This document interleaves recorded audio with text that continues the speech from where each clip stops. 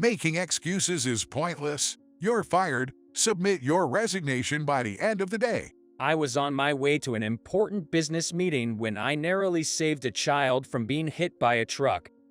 I handed the unharmed child to his mother and hurried to the meeting, but I was 20 minutes late.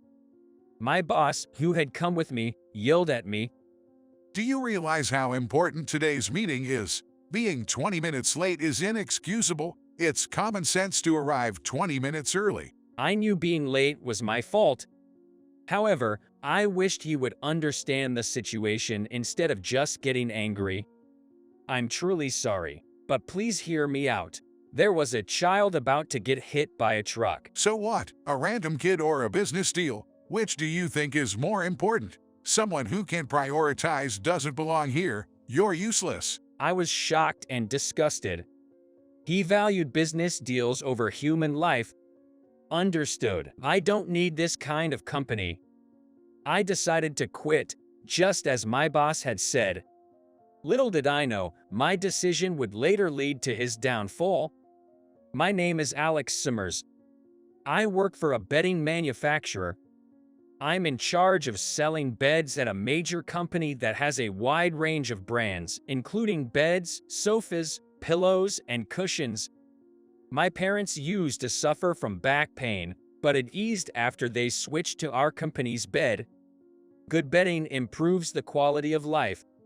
Knowing this through my parents, I wanted to bring quality sleep and a better life to as many people as possible, which led me to join this company.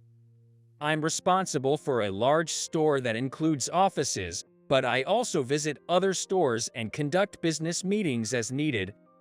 Consulting with people who have sleep issues is interesting because of the variety of problems they have. Later, when customers come back to thank me for helping them sleep better, it's very fulfilling.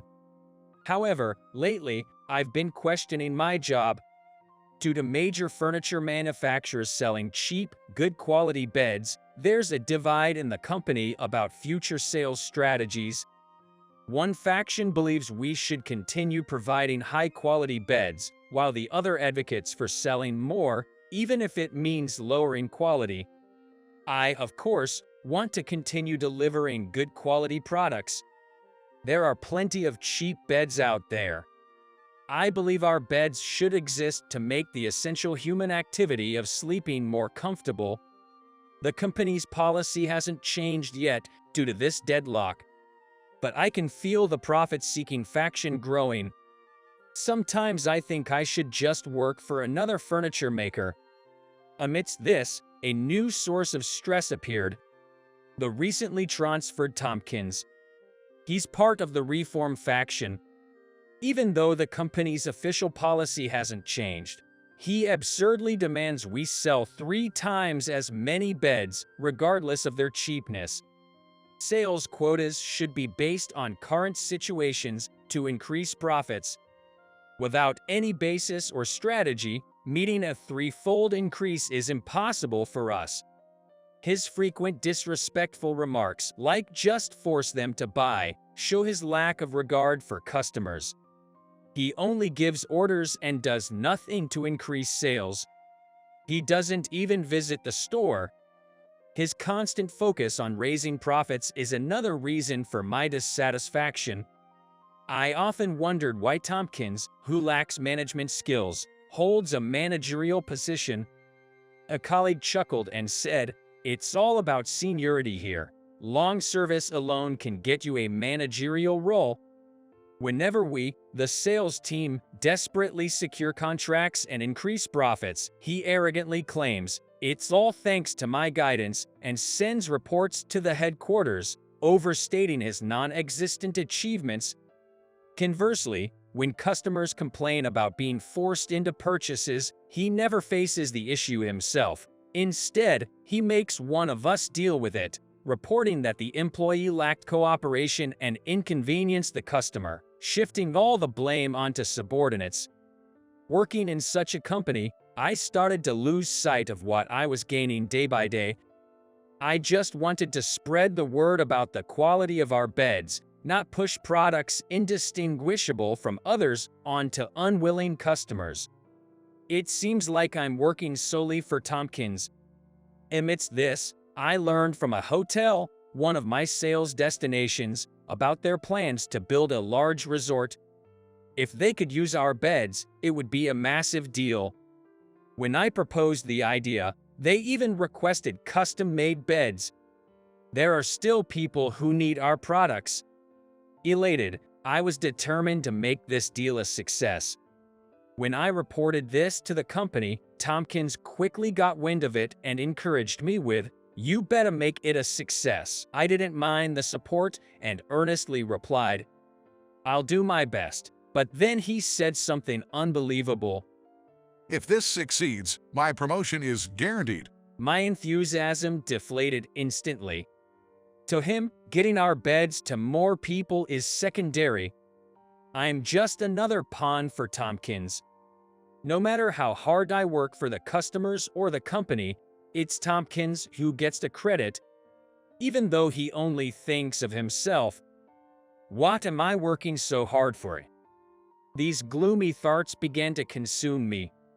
Then, the deal with the resort hotel became more concrete, and I learned that the estimate reached a staggering $100 million. Given the large number of rooms and the desire to deliver a high-quality, comfortable space, this amount seemed trivial to the client. I had ambitions too. If this deal went well, maybe other employees would reevaluate the quality of our products. We can make cheap beds of decent quality, but our brand's beds are unique. If they understood this, maybe they would reconsider. For me personally, this was a major undertaking, a gamble on the company's future. On the day of the negotiation, I got off the train at a large station near the client's location and walked down a busy street lined with office buildings and shopping malls. While waiting at a red light at the crosswalk, I noticed a little boy standing next to me, wearing a backpack. It was just past 2 p.m., so he was probably on his way home from school. Off this main road, there are residential areas, elementary schools, and middle schools. As a kid, I remember dreaming of becoming a pilot or a baseball player. Lost in thought, I saw the boy start to cross the road. The light had turned green.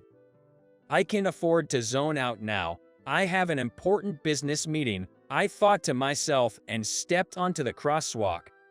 Suddenly, a truck turning right from the far end of the street, without slowing down, was heading straight for the crosswalk. The little boy was still walking across. He froze the moment he saw the truck, which didn't seem to notice him and showed no signs of stopping. Thinking he was about to be hit, I ran, grabbed his backpack, and pulled him backward. I embraced his small body and rolled onto the ground, landing on my back.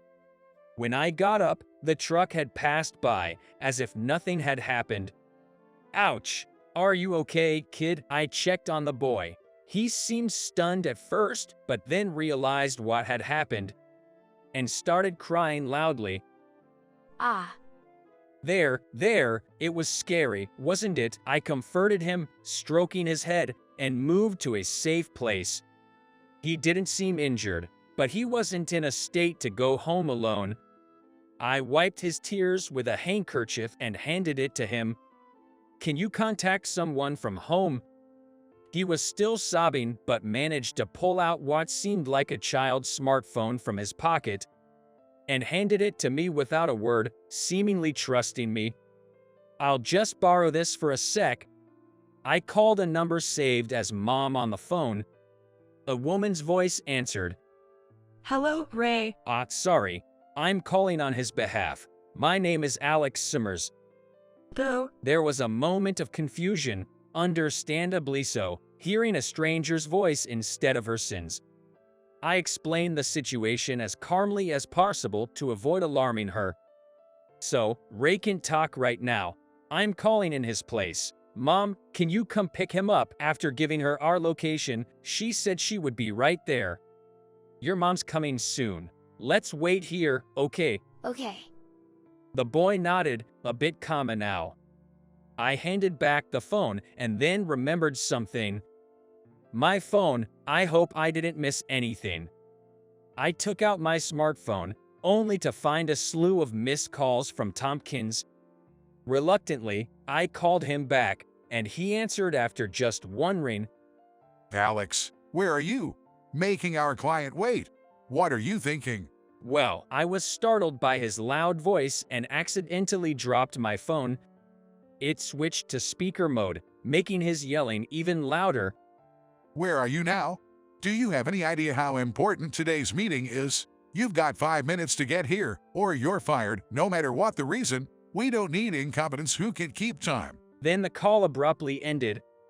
Startled by the sudden outburst, passersby were giving me curious looks. I quickly put away my smartphone. Fired? It seemed the boy had heard everything. Whether he understood the meaning of fired or not, I didn't want to look bad in front of him. I had to seem like a reliable adult, or the kid would surely feel anxious. I couldn't really hear. The call got disconnected. I put away my phone and asked, using the name his mother had mentioned, "Your name's Ray, right?" Yes. And you are? "I'm Alex Summers." Alex. I have a friend named Alex too. Really relieved to see Ray perk up. Just then, a woman calling his name came running. Ray reacted with a mom. As he saw her, Ray, I'm so glad you're safe. his mother, tears in her eyes, embraced him. Ray used the handkerchief I gave him earlier to wipe her tears. Thank you so much. I don't know how to express my gratitude. Ray's mother seemed to be around my age, a very beautiful woman. Ray will probably grow up to be handsome too. No, it was just a coincidence. Can I see you again, Alex? Well, Ray asked, tugging at my shirt. His mom chimed in, "Please, I insist." Let me properly thank you. I can't just let this go. Also, this handkerchief belongs to you, Summers, right? I want to wash it and return it to you. It felt wrong to refuse after such a request. We exchanged contact information and agreed to meet again later. I'm glad I could help Ray. His mom seems nice too. After parting ways with them, I checked my watch and broke into a cold sweat. 10 minutes had already passed. I hurried, but still ended up being 20 minutes late. Thankfully, the client wasn't mad thanks to my previous good conduct. The problem was Tomkins. As soon as I left the office after the meeting, he berated me furiously. Unbothered by the startled passersby, I thought about the client witnessing this, but I, who was late, had no right to complain. Do you realize how important today's meeting was? 20 minutes late. It's common sense to arrive 20 minutes early. I'm really sorry, but please listen. There was a child about to be hit by a truck. So what? A random child or a business deal? Which do you think is more important? I was shocked and appalled. He valued the deal over a human life. Making excuses is useless. You're fired. Submit your resignation by the end of the day. By the end of today. What about the deal? It was going well. What? Why are you worried about that? I'll take over. Anything you can do, anyone can do. You think you're special or something. It was just good timing, right? Something inside me snapped. What's the point of working under someone like this? Even if the deal succeeds, Tomkins will take all the credit. So, understood. I accept being fired. I gave up on arguing further. I calculated my remaining paid leave, wrote my resignation, and submitted it to HR. Being forced to write personal reasons as my reason for leaving, I felt nothing anymore. As I cleared my desk, I felt the stares of my colleagues. Alex, are you really quitting? A coworker who went to today's meeting with me asked in a low voice. Yeah, it seems like I'm fired. That's terrible. Just for that. I appreciate your concern. Take care of yourselves. Hey Alex, What are you dawdling for? You're so slow. Get out of here already. Shortly after, Tomkins rudely kicked me out. Later, I saw a disturbing article in the news online. My former company had launched a new low-priced product.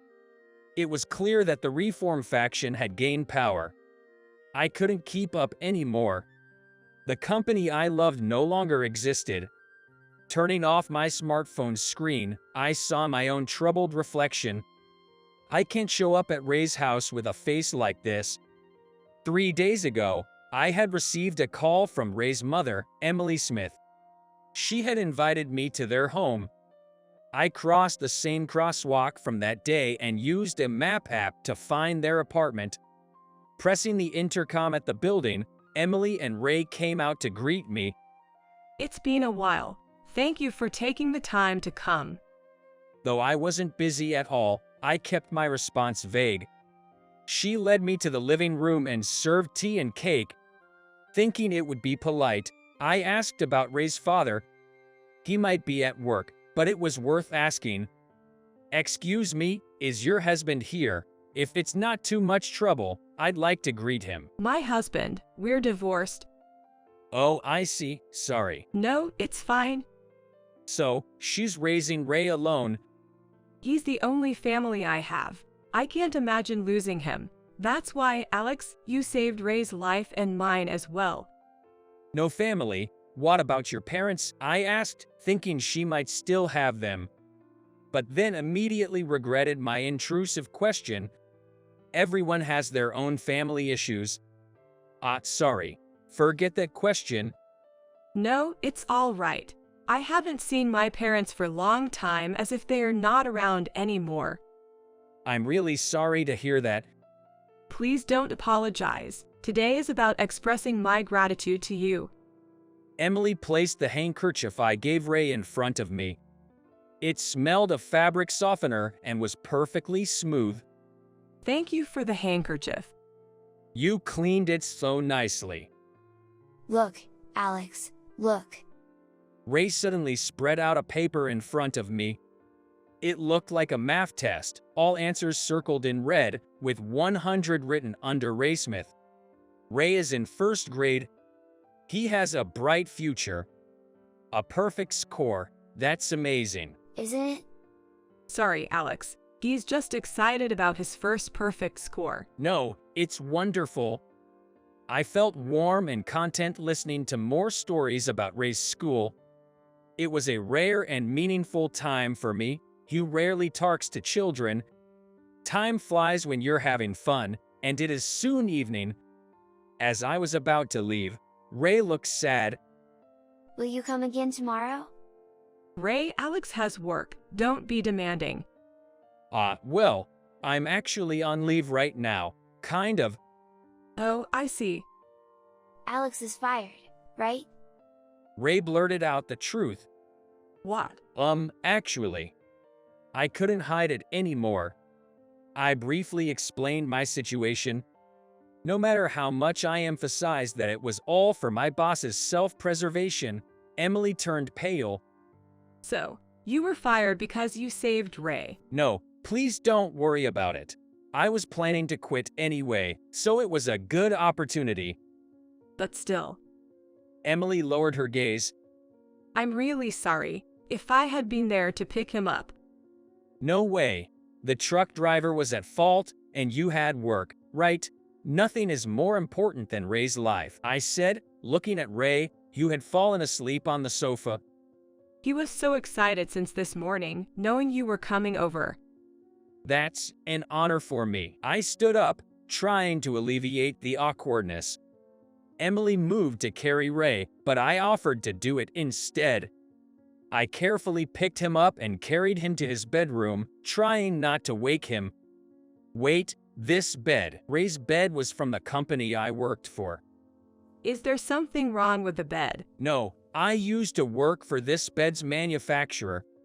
Really? Yes, I really liked their products. I was drawn to the idea of improving sleep quality and life. The policy has changed recently, but until then, I was really proud of what we made. Oh, did you know, I found myself passionately talking about my favorite story from the company. This brand is the most popular in the company. The current president created it for his newborn daughter, wanting her to grow up healthy. It went through several improvements. Employees jokingly call it the doting parent bed, but it's truly a great bed.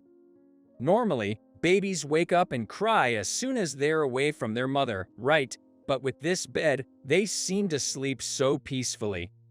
Is that so? Emily's reaction was muted, and she seemed to be looking off into the distance. Maybe my story wasn't that interesting. I get carried away. Well, hearing about the company that made your furniture might not be that exciting. Sorry for the strange story. No, I can see how much you cared about your company. After quietly leaving the bedroom so as not to wake Ray, I promised to contact her again and left the apartment. A few days later, having used up my paid leave, I went to my workplace for the final resignation procedure. It was my last day at the office. The president was there for an inspection, causing a bit of a stir. What are you doing here? Tomkins spotted me immediately.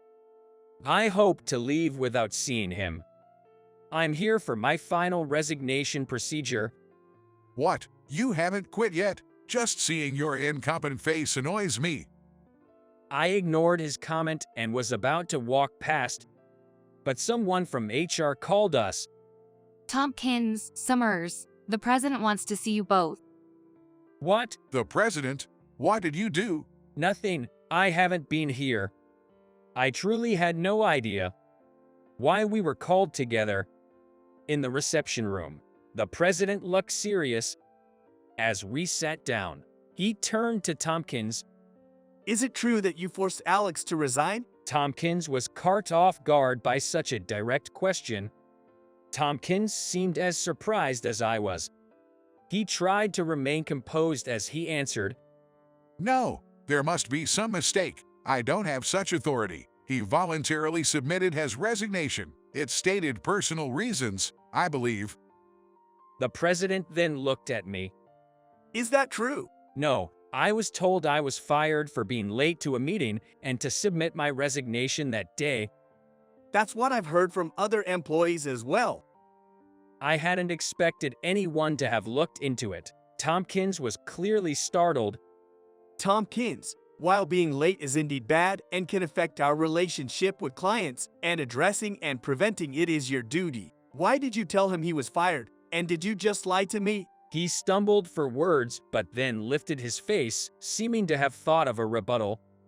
With all due respect, President, it was this guy's fault for being late to the meeting in the first place. Blaming me for his failure is misguided, isn't it? You knew the reason he was late, right? And yet, you forced him to submit his resignation. Isn't that true? He said there was a child in danger of an accident, but that's just a made-up excuse. No, it's not a lie. I really did. Stop spouting nonsense. Where was this so-called kid anyway? It's just your excuse. Tomkins yelled, forgetting he was in the presence of the president. Suddenly, the door to the reception room opened, and a woman and a child entered. What he's saying is true. I was so surprised that I exclaimed out loud, Emily and Ray. My child was about to be in a traffic accident, and Alex saved him. Who are you people? Outsiders. Get out. Tomkins shouted, causing Ray to hide behind his mother in fear. However, it wasn't Emily who retorted, but the president. Outsiders. Are you calling my daughter and grandson outsiders? Daughter, I was the first to react. Catching my gaze, Emily gave a wry smile. I'm sorry for keeping it a secret, Alex. No, really, it then clicked. The president's last name was also Smith. Emily had mentioned she was divorced, so she must have been using her maiden name. Yes, I contacted you because you were an employee of my father's company. You saved my son's life and then were forced out by your boss. So After 10 years, you finally reached out. 10 years. I remembered she had said she was out of touch with her parents, considering them as good as gone. I couldn't ignore such a story, so I had my employees investigate. They confirmed that you pressured Alex to resign, and that you've been imposing unreasonable quotas on everyone, revealing one problem after another. This is preposterous. You can't just take action without hearing my side. Tomkins still tried to resist, but Ray approached and showed his cell phone. Look, sir. What's this? You've got 5 minutes to get here, or you're fired, no matter the reason. I don't need incompetents who can keep time. Tomkins's angry voice filled the room. That voice, it's from that time. I always told Ray to record everything for safety. Ray had realized the seriousness of the accident and had been recording since Cy returned his phone. It seems undeniable that you said he was fired, Tomkins. You're saying it yourself. Cornered by the president's glare, Tomkins finally ran out of excuses. I'll report on the detailed investigation and the appropriate action to be taken later. Leave now. The president instructed Tomkins. You exited the room. After he left, the president apologized to me for not being aware of the situation. Also, Alex, if you're willing, I'd like you to continue working here. Don't worry about Tomkins. Please, share your thoughts with me. Emily scolded me too. She said it's hard to find someone who cares about the company as much as you do, and who's also a person of character. You'll regret losing him, she said. I just really like our company's beds. Should I say it, I was planning to leave the company anyway. If there's anything I can say now that I couldn't before, I should say it. But to be honest, I'm not very fond of the company's current direction. It feels like we're throwing away our previous experiences and our customers' sentiments in pursuit of profit alone. I don't want to be part of that. I understand, Alex, but running a company isn't just about ideals. I wish we could continue with the old ways too, but it's not just an ideal. Emily's home has one of our beds. She bought it, right? The president's eyes widened. Is that true, Emily? Yes, Ray sleeps so well in it. President, you developed that brand with the hope that your daughter would grow up healthy. That sentiment has been passed down to her. So that's how it was. It was expensive, especially for a single mother like me, but it was worth it if it helped Ray sleep better. I want to provide a better life for those who need our beds. Of course, profit is important, but there are people who need our beds. If there's a way to preserve our approach and protect the company, I would like to work on it. After pondering, the president nodded firmly. All right, I'll appoint you as the project leader. What? A project leader? Yes, Tomkins will be demoted regardless. I want you to take over as manager and research the balance between customer needs and pricing in the field. Yes, sir. You're right. Focusing solely on growing the company is missing the point. We almost betrayed those who favor our products. And he looked at Emily and Ray. I remembered your words about providing a better life for those in need. I created that brand for my awaited daughter out of sheer love. I wanted her to grow up healthy. Profit was secondary. I nearly forgot those feelings. I couldn't believe my voice had reached the president. Thanks to Emily and Ray. I was about to thank them when the president addressed Emily. What's this about being a single mother? Well, Didn't you elope with some suspicious guy even though you had a fiancé and got disowned for it? yes. Where did he go? He cheated, so I divorced him. I didn't have the courage to tell you. Should I even be hearing this? The president sighed deeply. I told you to stay away from that man. But it led to Ray's birth, so I don't regret it. Well, that's true. It looked like their relationship as father and daughter might be mended. Subsequently, Tomkins's misdeeds came to light. While I was on leave, other employees had become his targets. After learning about my forced resignation, they began recording his words and actions as evidence. Tomkins tried to make excuses, but the evidence was undeniable. He was transferred to customer service, but lacking the skills, he ultimately resigned voluntarily.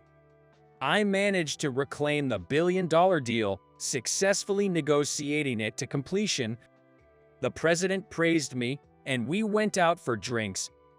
I was also working on the development of our brand, which was seeing increasing sales without lowering prices. It's because you believe in and value our products, Alex. Thank you.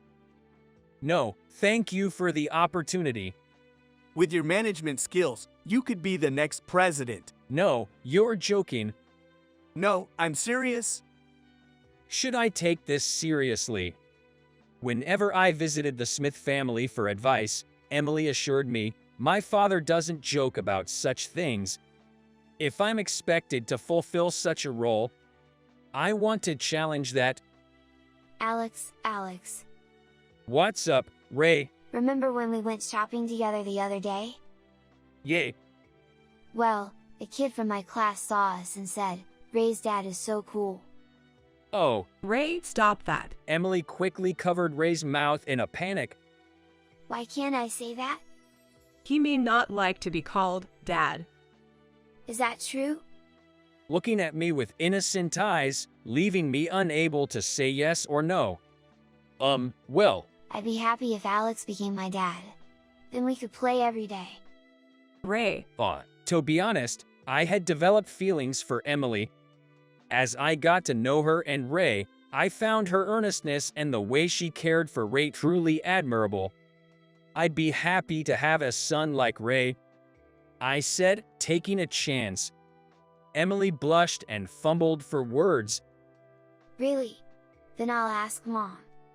Ask. Do you mind if Alex becomes my dad? it's not that I mind, but, Ray, don't ask such troubling things. She doesn't mind. I'm quite open to the idea. Really? Well, I'm somewhat open to it too. Seemingly not entirely against the idea. Kindness isn't just for others, they say, but I didn't consciously do good deeds.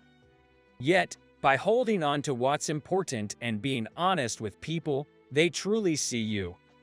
This is surely important in life. I want to pass on what I've learned to Ray when he's older. I hope he becomes someone who can help others, connect people, and create something valuable